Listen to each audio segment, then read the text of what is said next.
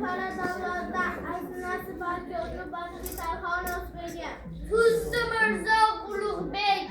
Qur'oniy jadvali sirli osmon sochiga ilk qo'ydi narvon O'zbekov. Bir annesinin narasiga Ashnobaga jahon Siriya mulkida bo'ldi Shahzodbek. O'zbegim dekkan jahonda nima qilmagin. O'zbegim oqmoqqa davrim berdi imkon O'zbegim.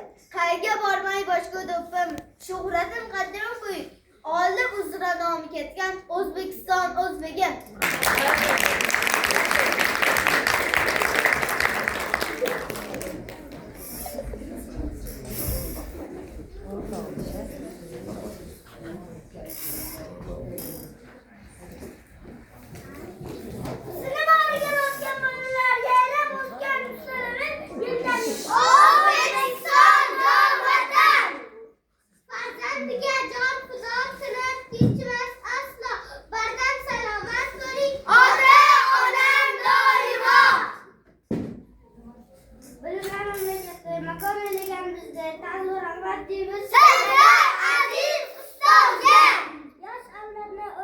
Baxtimizni so'ylagan, sog' omon bo'lsin boshi,